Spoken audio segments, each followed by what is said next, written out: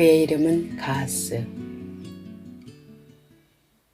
내가 사는 집 뒤에는 강이 흐른다.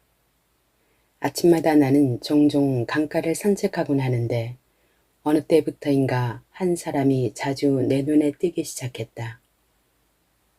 30대 전후로 보이는 젊은 청년이었다. 내가 학교에서 늘 만나는 학생들을 생각나게 하는 나이여서 마음이 쓰였다. 가방이 없어서 여러 개의 플라스틱 봉지들에 살림살이를 넣어 들고 다니며 강가의 벤치에 앉아 있기도 하고 비를 피할 수 있는 다리 밑 난간에서 잠을 자기도 했다. 그래도 날씨가 따뜻한 계절에는 그 노숙인을 보아도 큰 염려가 되지 않았다. 그런데 점점 추워지는 늦가을로 접어들면서 다리 난간에서 자는 그가 마음에 걸렸다. 내가 해뜰 무렵 나가서 걷기 시작하면 돌아오기까지 1시간 넘게 걸리는데 내가 갈 때나 올 때나 그는 거의 동일한 자세로 웅크리고 자고 있었다. 온도가 베란간 섭씨 5도 정도로 내려간 어느 날, 나는 그가 혹시 너무 추워서 잘못된 것은 아닌가 염려되어 한참을 서서 지켜보았다. 그가 움직이지 않기에 마침 근처에 있던 경찰을 불러서 그가 괜찮은지 살펴봐 달라고 요청한 적도 있었다.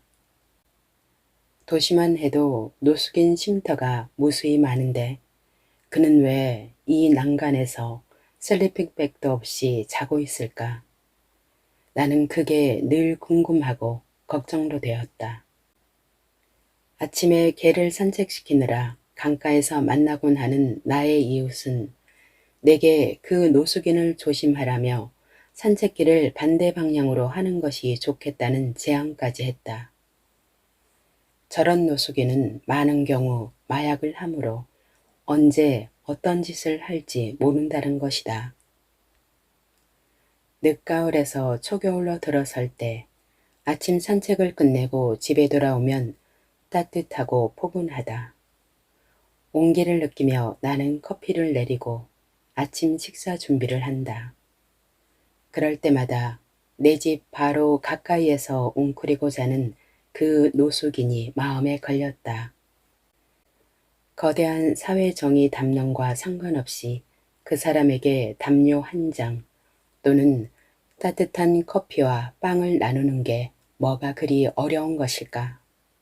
어느 토요일, 이 생각에 이르자 나는 앞뒤 생각하고 분석하지 말고 그냥 하자고 나 자신에게 일렀다.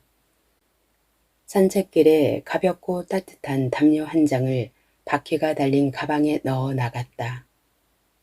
굿모닝 미스터. 다리 난간 밑에서 두어 번 그를 부르자 그가 고개를 돌려 나를 바라보며 일어난다.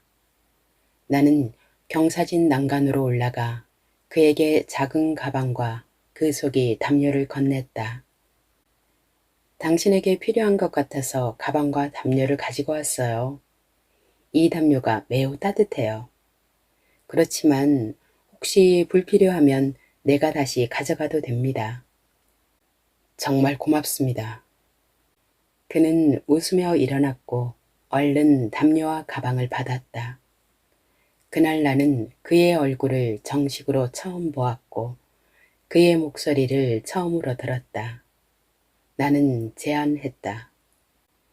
잠시 후에 커피와 빵을 가져올 테니 저쪽 피크닉 테이블에서 아침 식사를 하시겠어요?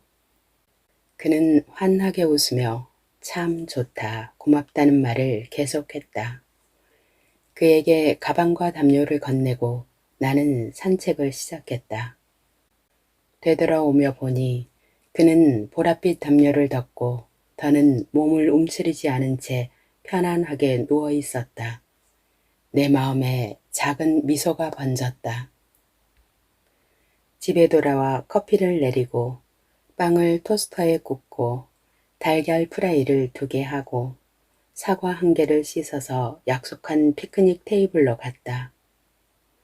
그 노숙인은 앉아서 나를 기다리고 있었다. 나는 가지고 온 것들을 테이블에 펼쳐놓고서 아침 식사를 하자고 했다. 나는 커피를 마시고 그는 빵과 과일을 먹으며 텀블러의 커피도 즐기면서 마치 이미 알고 있던 사이처럼 매우 자연스럽게 이야기를 나누기 시작했다. 그의 나이는 23세, 이름은 가스, 그리고 자신을 팝뮤직 아티스트라고 소개했다. 지난 4월부터 노숙인이 되었다고 한다. 왜 홈리스 보호소에 가지 않는지 물었더니 그런 곳에서 여러 가지 나쁜 경험을 많이 했다고 했다. 그래서 가능하면 사람들에게서 떨어져서 자는 것이 훨씬 마음이 편하단다. 매일 캠핑하는 기분으로 잔다며 웃는다.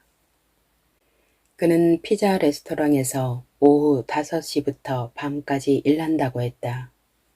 또 2명의 형과 1명의 누이가 있는데 텍사스가 아닌 다른 주에 살고 있다고 했다.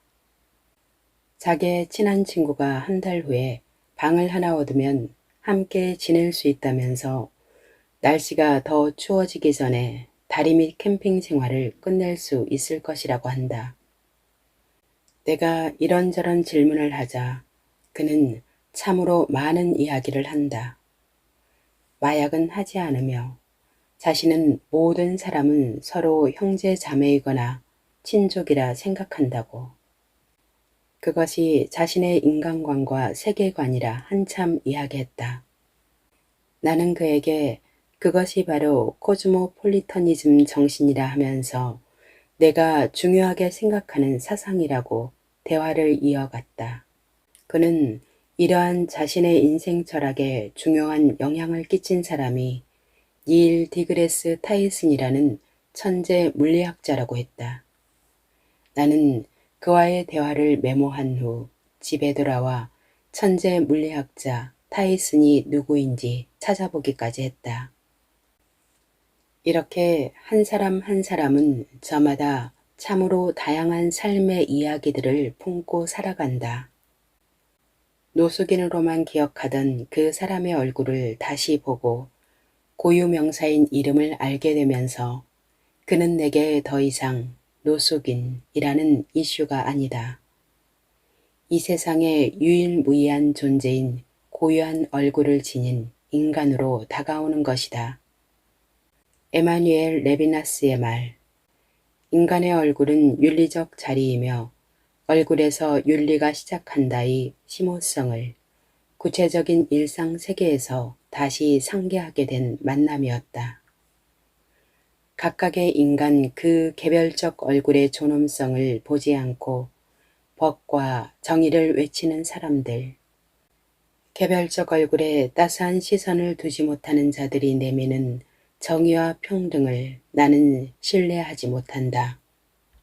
우리가 할 수 있는 일들은 지극히 제한되어 있고 해야만 하는 일들의 책임성은 무한하다. 한국과 미국은 물론 세계 곳곳에서 벌어지고 있는 다층적 폭력과 권력 남용에 의한 무수한 개별적 얼굴들이 파괴를 떠올리면 한없는 무력감이 찾아오기도 한다. 이 거대한 폭력과 권력 남용 속에서 한 개인들이 할 수 있는 일이란 도대체 무엇인가? 그러나 그때마다 나는 내 주변의 개별적 얼굴들을 떠올린다. 거대한 담론이 아니라 바로 그 얼굴들이 나를 절망과 무력감의 자리에서 일어나 한 걸음 떼게 하는 에너지가 되곤 한다. 지금보다 조금이라도 폭력과 불의, 배제와 혐오에 관한 뉴스가 사라질 때를 위해 이렇게 다시 한 걸음을 내디뎌야 하는 것이다. 가하스는 내가 자신과의 짧은 만남을 통해서 힘겨운 한 걸음을 다시 내딛는 에너지를 받았다는 것을 전혀 알지 못할 것이다. 가하스를 만난 다음날 아침, 기온은 영하 1도로 떨어졌다. 걱정하는 마음으로 산책을 나가보니 그는 다리 밑에 없었다. 지금쯤 친구와 함께 따스한 방에서 기거하고 있을까? 그날 그는 내게 미소를 지으며 사진을 찍으라고 했다. 이 다음에도 자신을 기억해 달라고. 그의 환한 미소가 담긴 사진은 내게 다음과 같은 메시지를 전해준다. 나의 이름은 노숙인이 아니다. 나는 이 세계의 유일무이한 존재로서 개별성을 지닌 고유명사의 얼굴을 지닌 가하스다. 그가 자신의 이름을 기억해 달라고 하는 것의 의미를 다시 생각해 본다. 존재하는 것은 행복해야만 한다. 존재하는 것은 행복하다. 황석영의 소설 오래된 정원에 나오는 구절이다. 이 말은 주인공 오현우가 수감된 감옥벽에 쓰인 낙서라며 윤희에게 보내는 편지에 등장한다. 그런데 자유가 없는 감옥벽에 누군가 써놓은 이 문장의 의미는 무엇일까? 어쩌면 이 구절을 쓴 수감자는 행복하다라는 현재의 상태가 아니라 행복해야만 한다는 당위성을 선언한 것 아닐까라는 생각이 든다. 육체적으로 감옥에 갇힌 것이 자신의 존재론적 자유를 파괴하거나 제한하는 것으로 만들지 않겠다는 단호한 결단일지도 모르겠다. 즉, 존재하는 것은 행복해야만 한다. 그리고 더 나아가 나는 외적 조건과 상관없이 나의 존재를 행복으로 가꾸고 만들 것이다. 라는 용기와 결단, 그 선언의 의미를 지닌다. 당신은 행복한가? 무엇이 행복의 경험과 감정을 갖게 만드는가? 내가 행복한가 아닌가에 대한 정답은 없다. 행복이 외적 기준에 있어서 누구나가 다 측정할 수 있는 행복 평가 지수도 없다. 이런 의미에서 나는 행복 지수를 측정하는 통계 같은 것에는 별로 관심이 없다. 나의 존재함이 행복이 되기 위해서 나에게 지순한 미소가 번지게 하는 그 행복을 품고 살기 위해서 무엇이 나의 삶을 의미롭고 행복하게 하는지 질문을 던져야 한다. 나의 존재함이 지독한 불행이 아니라 행복으로 전이되고 지속되려면 무엇을 해야 하는가? 이런 물음들에 대한 성찰이 필요하다. 몇 가지 객관적인 조건들이 충족되었다고 해서 내가 존재하는 것은 행복하다고 확신할 수 있는 건 아니기 때문이다. 이런 의미에서 행복은 일반이라는 개념은 없다.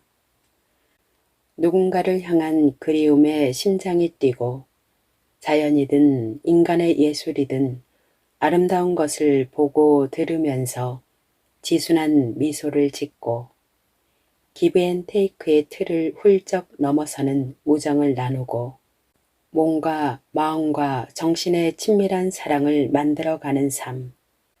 그러한 인간됨의 삶에서 우리는 점점 멀어지고 있다. 자본주의 사회에서 경험하게 되는 고도의 경쟁은 날이 갈수록 인간됨을 지켜내면서 살아감의 의미와 행복을 느끼는 것을 어렵게 만든다. 그뿐인가? 도처에 들리는 뉴스는 마음에 짙은 어두움을 들이운다. 다양한 분쟁과 전쟁이 끊임없이 일어나고 있으며 그런 전쟁을 일으키는 사람들은 이런저런 정의로운 이유를 내세운다. 인류에게 중요한 보편 가치인 정의와 사랑은 지독하게 왜곡되고 있다. 우리 모두는 생존을 위해 먹고 자고 잠자는 것이 필요하다. 그러나 그 생존 기계로서의 삶만으로는 만족할 수 없는 것이 바로 인간이다. 생존을 넘어 삶의 의미와 행복을 추구하는 것, 바로 인간됨의 삶을 살아가고픈 갈망이 종교와 철학의 등장을 가능하게 했다. 미완성의 삶, 불완전성의 삶, 그리고 다충적 문제들 한가운데서도 여전히 우리가 인간임을 상기하는 것이 필요하다. 유한한 삶에서 인간됨을 상기하고 나의 행복과 의미로운 삶을 확장하는 시도를 오늘도 해야 한다. 인간으로 산다는 것은 무엇인가? 살아감에 음식과 물과 공기가 필요한 것처럼 우리 모두는 의미와 행복의 추구가 절실하게 필요한 존재다. 존재하는 것은 행복하다. 아니, 존재한다는 것은 행복해야만 한다.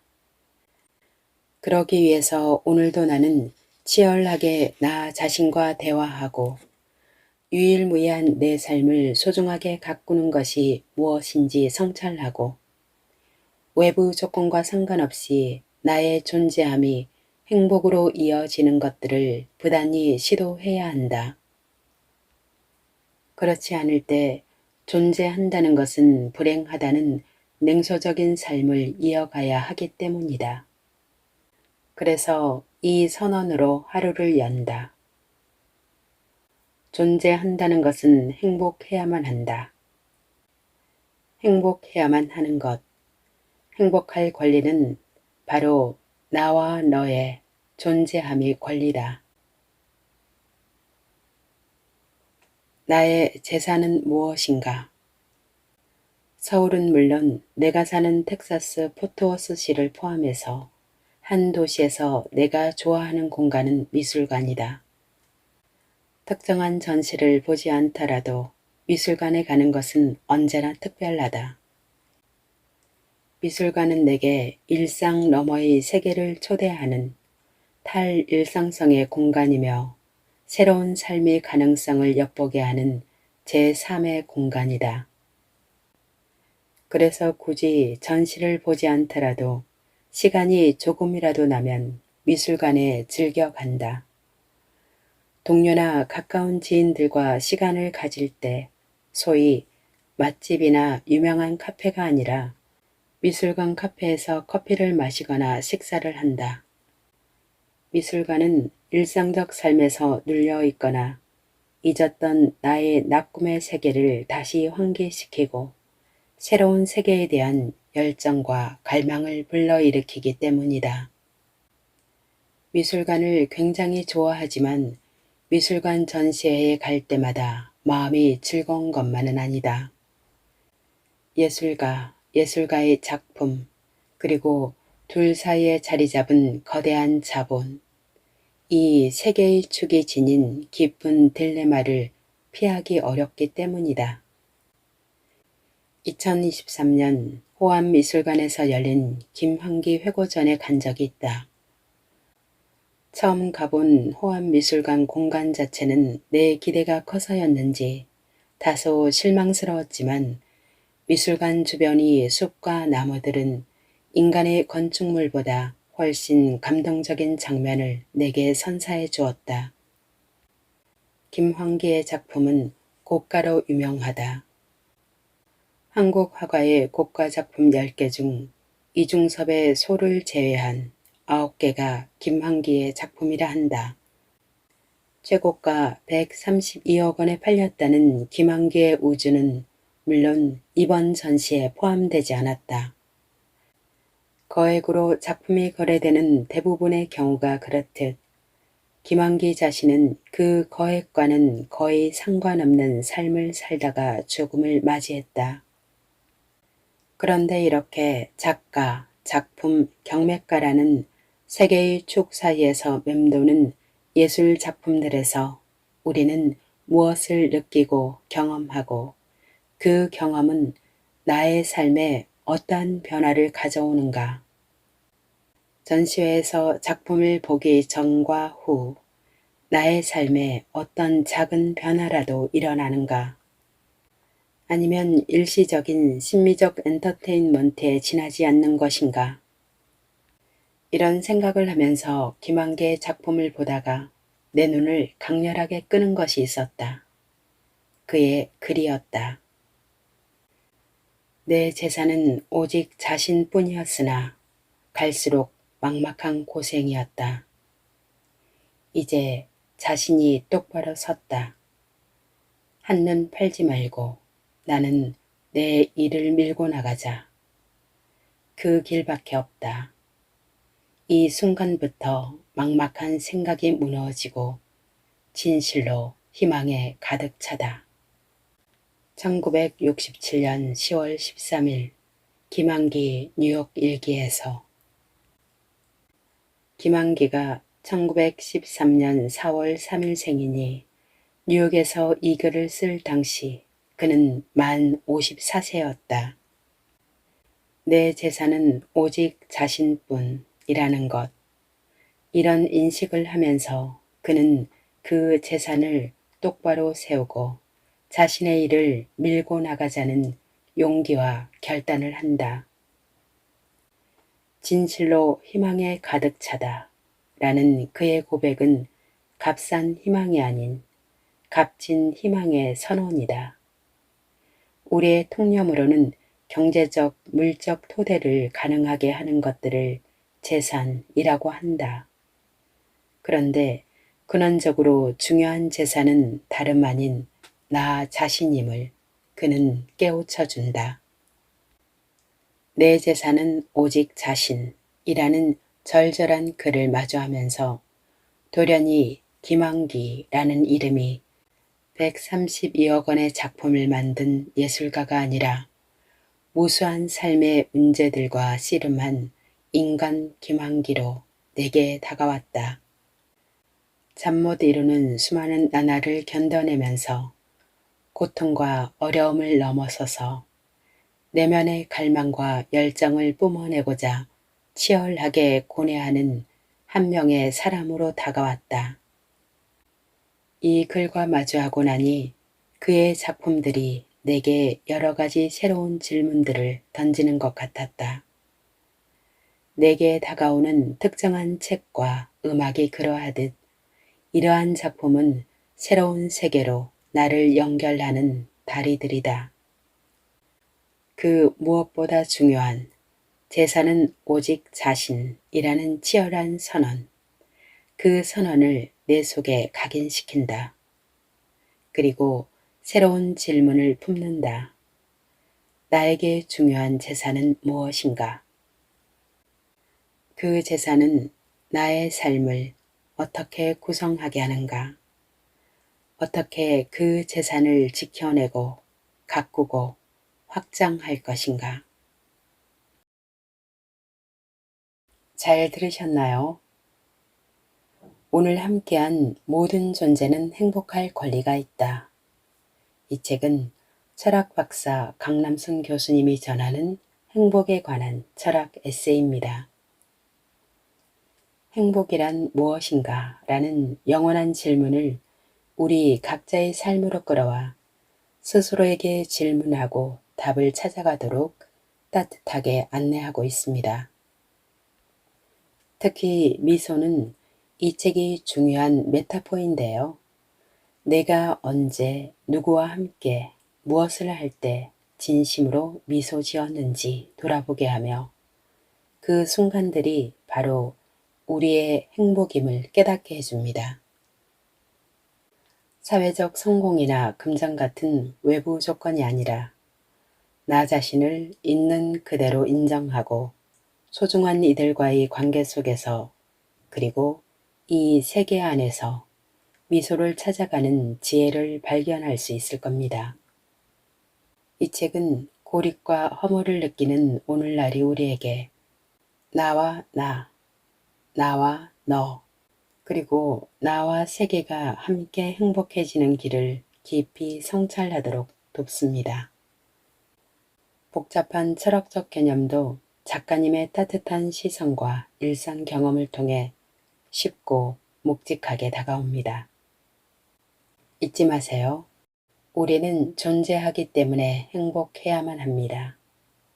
행복할 권리는 바로 우리 모두의 가장 근원적인 권리이니까요. 이 책이 여러분의 삶에 진정한 미소와 의미를 찾아주는 소중한 길잡이가 되기를 바랍니다. 탐나는 책은 언제나 당신 편입니다.